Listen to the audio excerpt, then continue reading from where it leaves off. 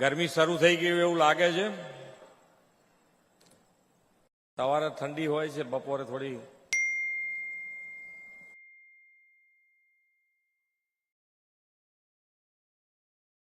હમણાં તો માન્ય વડાપ્રધાન શ્રીના આપણા ઉપર ચારે હાથ છે. છેલ્લા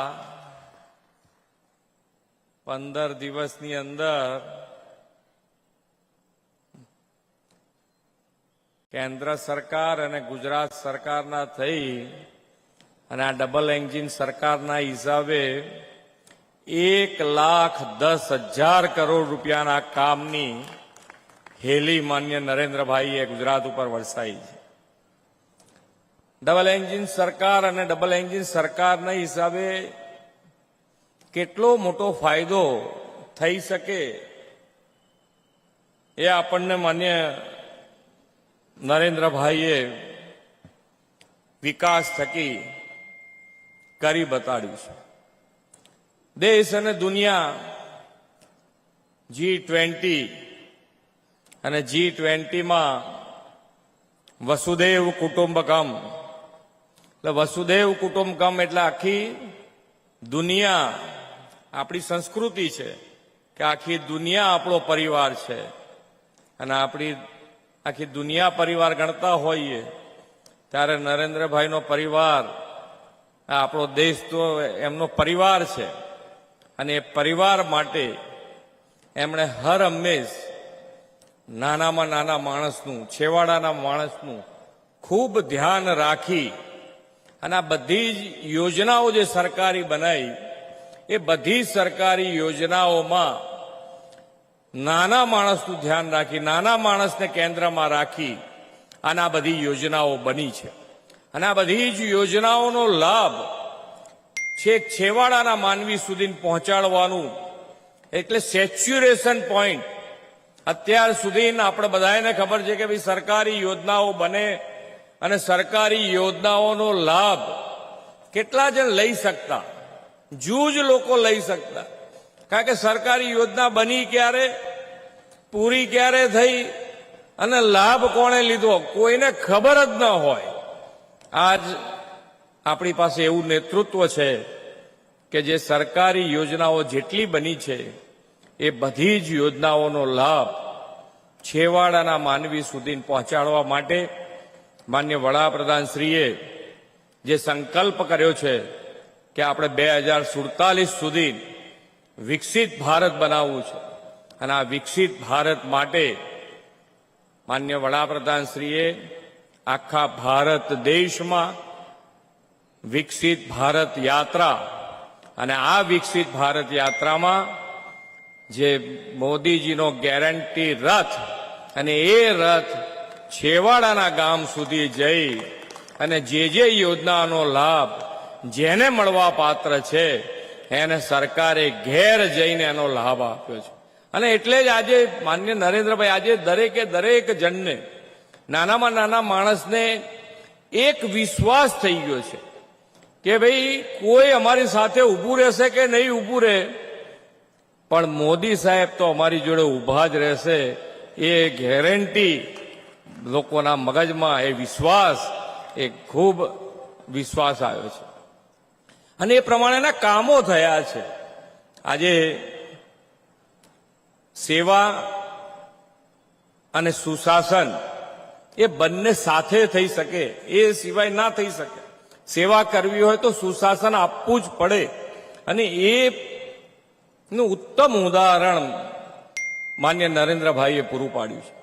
સેવા કરવી છે તો સેવા કરવા માટેનું આયોજનબદ્ધ રીતે આગળ કેવી રીતે વધાય એનું ઉત્તમ ઉદાહરણ માન્ય નરેન્દ્રભાઈએ પૂરા પાડ્યા છે. દરેકે દરેક સેક્ટરમાં તમે જુઓ તો દરેકે દરેક સેક્ટરમાં ખૂબ મોટા પરિવર્તન લાયા છે.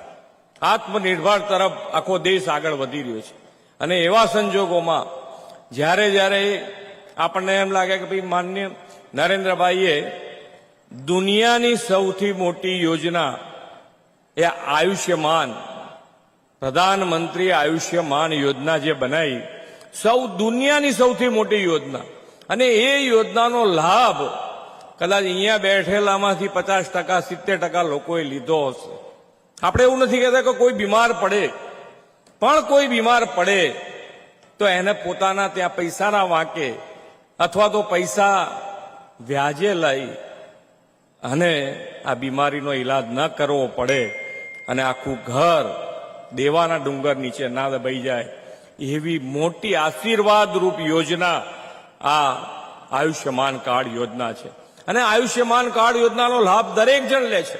કોઈના હવે એવો વિચાર નથી આવતો કે આપણે બીમાર પડીશું તો આપણું શું થશે. અને એની સાથે સાથે ધંધા રોજગાર, જ્યારે ઇલેક્શન આવે એટલે દરેક જણ એમ કહેતું હોય કે ભાઈ નોકરી ક્યાં છે, જુવાન લોકોને નોકરી ક્યાં છે, એનું આયોજન કોઈ નહીં કે. પણ માન્ય નરેન્દ્રભાઈએ આપણને સૌથી વધારે લાભ માન્ય વડાપ્રધાનશ્રીનો મળ્યો હોય તો એ ગુજરાતને મળ્યો છે. 2003માં માન્ય વડાપ્રધાનશ્રીએ વાયબ્રન્ટ ગુજરાત થકી ધંધા રોજગાર માટે દેશ અને દુનિયાને પ્લેટફોર્મ પૂરું પાડ્યું. 2003માં એ વખતે કદાચ દેશ પણ વિચાર નહીં કરતો હોય કે આપણે ગ્લોબલી કોમ્પિટિશન કરીએ, પણ માન્ય વડાપ્રધાનશ્રીએ એ દિવસે 2003માં વાયબ્રન્ટ ગુજરાત શરૂ કર્યું અને વાયબ્રન્ટ ગુજરાત થકી આપણા ત્યાં આગળ આજે હમણાં કદાચ છાપામાં તમે વાંચ્યું હશે કે જે મોટી 500 કંપનીઓ છે દુનિયાની, એમાંથી 100 કંપનીઓ ગુજરાતમાં છે. એટલે ધંધા રોજગાર એટલા મોટા વધાર્યા છે કે જેથી કારણે આજે સૌથી વધારે રોજગારી આપતું કોઈ રાજ્ય હોય તો એ ગુજરાત છે. આ વખતના વાયબ્રન્ટમાં જેમ માન્ય વડાપ્રધાનશ્રીની સંકલ્પ છે કે ભાઈ આપણે નેટ ઝીરો તરફ, કાર્બન નેટ ઝીરો તરફ આગળ વધવું છે, તો એના માટે થઈ અને ગ્રીન એનર્જી ઉપર આપણે ખૂબ મોટો આ વખતે ભાર મૂક્યો. અને એ ભાર મૂકવાના કારણે જેટલા એમઓયુ થયા એમાંથી 50% ગ્રીન એનર્જી માટેના એમઓયુ થયા છે. એટલે ખૂબ સારી રીતે ગુજરાત આગળ વધી રહ્યું છે. વિકાસના કામોની વાત થતી હોય, અહીંયાથી હમણાં કીધું એમ કે રોડ, રસ્તા એ બધું રેગ્યુલર છે ને ચાલવાનું છે ને બનવાના જ છે. અમે તો તમને કહીએ છીએ કે અત્યારે માન્ય વડાપ્રધાનશ્રીની એક તમને કીધું છે કે તમે જેટલા મોટા સપના જોશો એટલા મોટા સંકલ્પ અમે કરીશું, એ માન્ય વડાપ્રધાનશ્રીની ગેરંટી છે. અને એ ગેરંટી પૂરા કરવા માટે અમે બધા જ પ્રયત્નશીલ છે. આપ સૌ અહીંયા આગળ જે આયા છો તો ભરૂચમાં જે પણ કામ આજે તમે જે બતાવો એ કામ પૂરું થાય એવું ગુજરાત સરકારનું બજેટ છે. તમારે ખાલી તમારા આયોજનબદ્ધ રીતે અમારા ધારાસભ્ય હોય, એમપી હોય, પ્રમુખ હોય, તમે એને આયોજનબદ્ધ રીતે તમારા કામો આપો, એ કામ પૂરા થાય એવું જ છે. તમે જુઓ બજેટનું પણ કે ભાઈ 3,32,000 કરોડ રૂપિયાનું ગુજરાતનું બજેટ છે આ વર્ષે. ફક્ત અને ફક્ત આપણે બધાએ સાથે મળીને જે પણ કામ થાય એની ક્વોલિટીમાં આપણે બધાએ ધ્યાન રાખીશું. અને જો ક્વોલિટી વાળા કામ કરીશું તો અમે અહીંયા આયા હોય ને તમે કોઈ કામ બતાડો, તમે ઘેર પહોંચો એના પહેલા અમે તમને એની મંજૂરી મોકલી દઈશું. એટલે મજબૂત પાયો ફાઇનાન્શિયલી માન્ય નરેન્દ્રભાઈએ ગુજરાતમાં નાખ્યો છે. અને આજે પણ નીતિ આયોગ પ્રમાણે નાણાકીય વ્યવસ્થાપનમાં ગુજરાત નંબર 1 પોઝિશન ઉપર છે. એટલે આજે વિકાસના કામો અને વિકાસના કામોની હેલી ગુજરાત ઉપર વરસી રહી છે. અને સાથે સાથે ગુજરાત સરકારે પણ આજે અહીંયાથી 227 કરોડના કામો અહીંયાથી મંજૂર કર્યા છે. સાથે સાથે નરેન્દ્રભાઈની સંકલ્પના હતી એ વખતે કે ભાઈ એરપોર્ટ જેવી સુવિધા એ નાનો માણસ કેમ ન ભોગવી શકે. અને એ સંકલ્પના આધારે આજે આપણા જે એસટી બસ સ્ટેન્ડ છે એ બસ પોર્ટ તરીકે વિકસાવવાનું શરૂ કર્યું છે. અને 8 જ મહિનામાં 2 બસ સ્પોટ આ ભરૂચ જિલ્લાને શહેરને મળ્યા છે.